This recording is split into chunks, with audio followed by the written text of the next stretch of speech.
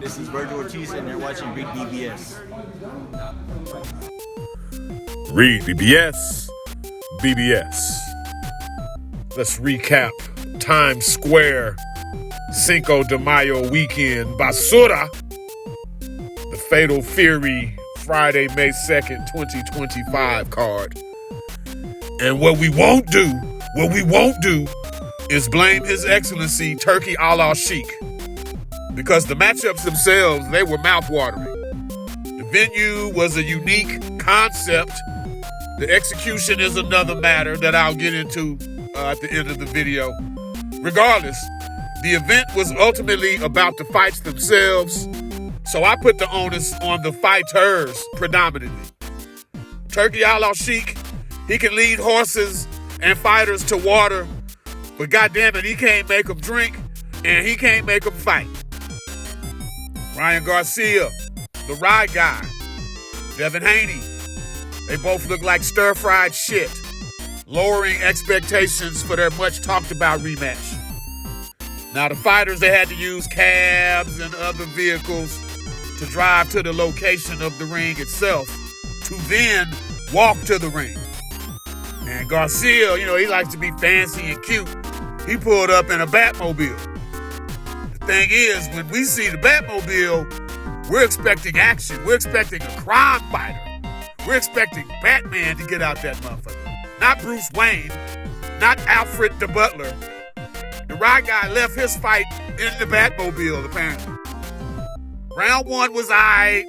Nice, controlled ride guy round. He was patient. He was measured. And he seemed to be building upon something. He seemed to be literally constructing a win on a big stage with the boxing world watching. Or so we thought. There was more of the same in round two. And then out of nowhere, boom, counter left hook to the grill that dropped Ryan.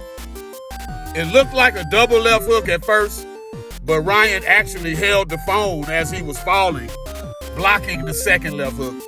And honestly, that was the fight right then and there. Ryan got up, but there was a muted punch output from Ryan after getting dropped in the second round. So just like that, 7-1 favorite. You got this highly anticipated rematch with Dev on the horizon. You're about to flush all of that away. The ride guy was setting out to finally win a belt of some sort, a secondary title, which some sanctioning body put on the line for him and Rollies. And let me say, there's never been an easier time to win a world title, to become a quote-unquote world champion, than the present. There's more weight classes, more belts per weight class than ever before. So it's a glaring omission that a fighter of RyanGarcia's fame still hasn't managed to beat anybody for somebody's title. You got to beat somebody for some title, bruh. Like, it's disgraceful to this point. Derrick James had a come to Jesus meeting before round 8 with Ryan. I've never seen D. James more urgent in between rounds. And this includes when Earl Spence was getting his ass whooped by Bud Crawford. Before round 8 and then before round 11, I've never seen D. James like trying to instill, to impress upon his fighter, like, hey man, this shit ain't good. We need more out of you. Let's go.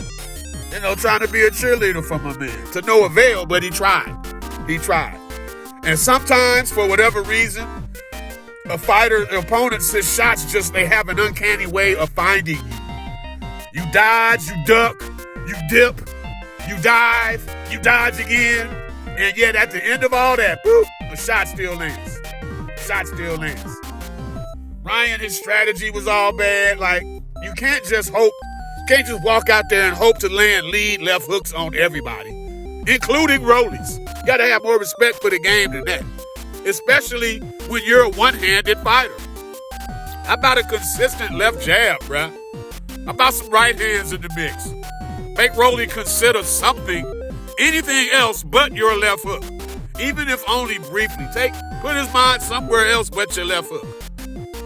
As embarrassing as the Pitbull Cruz loss was for Rolly, This loss to Rollies, is equally embarrassing for the Rye guy. Maybe even more so. UD Rollie, 115, 112, two times, and 118, 109. Wow. Now, Ryan, he'll blame it on the rust from a 1-year layoff, but we all thinking Osterman. And Ryan won't acknowledge why he was on that 1-year layoff either. Osterman. You got the Haneys on him, talking about his body looking different, which it did. So your body looked different, your performance looked way different. I don't know, man. I don't know. If you're telling me you weren't on Osterman, you got a funny way of showing it. So now the nicknames. We already knew him as Crying Ryan. And then we see my man bawling. Once he got to the back after the fact, he crying and shit. Don't cry now. You had 12 rounds to actually do something, and you willingly chose the path of least resistance. So don't fucking cry now. I prefer Gunshy Rye. Gunshy Rye. Because after getting dropped in round 2, that's who he was. He was Gunshy Rye. Dollar Bill Haney said he's not King Ryan, he's Lion Ryan. Hey, at least Ryan still got social media though, right? And of course he went to X, one of them. I couldn't do it tonight. I'm devastated and really sad that I fought the way I did. I just didn't have it tonight. Felt off. That's what he said. I'm honestly not sure where the Rye guy goes from here. But what we can say definitively is that he is not championship level material. He's a marketable fighter, hell of a left hook, hell of an IG following. That's it. So whether he rematches Rollies or whether they go ahead with the Dev rematch, anyway, either way, we'll watch.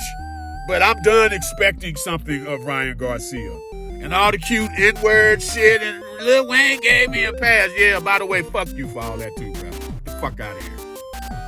DevinHaney. The good news is DevinHaney won.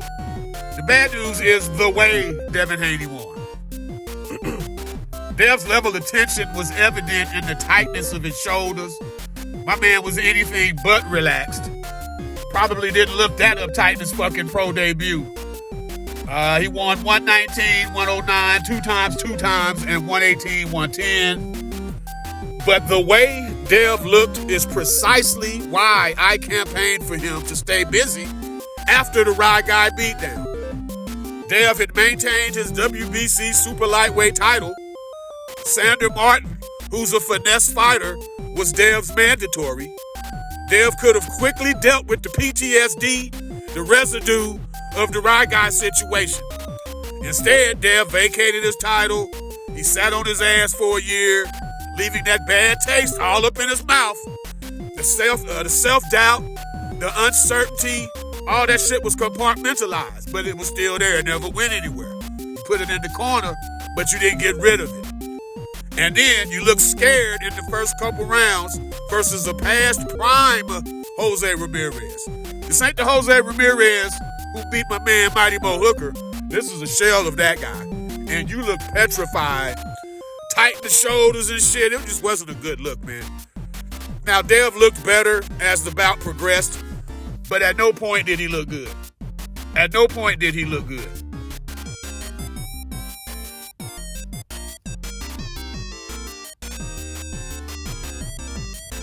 The performances of Dev and Rye were so bad, they overshadowed a pretty good performance from Teofimo Effing Lopez in the co main event. As evidenced by the bitch slap at the press conference, Teofimo was simply too fast, too athletic, and at a higher level of skill and talent than Arnold Barbosa Jr. So yeah, Fimo looked good. We'll see what he does next. He's talking about boots. I'm Dora the Explorer looking for boots. You know, he's doing the shit for attention. I don't really get Teofimo anymore. He does a lot of shit that makes no sense. It ain't funny at all, but he thinks it is. Just a weird-ass dude who usually makes the wrong moves. So I expect more of that from him. All in all, I'm not sure why you choose an ultra-crowded area like Times Square to host a secluded event. The Red Ring magazine partitions blocking the view from Times Square onlookers. It detracted and distracted from the uniqueness of the location itself. And I can only hope the rumored Central Park fight card is more accessible to the general public. But what fucking ever. Turkey a la Sheik tried. He put the motherfuckers together, put them all on the card. Can lead the horses to water. You can't make them drink. Can lead the fighters to fights, but you can't make them fight, goddammit. REED-BBS, BBS. Blackbird Sugar, Bachelor's in Boxing Studies. Television! Fred Sanford of the Fisticards. When all is said and done, there's nothing left to say or do.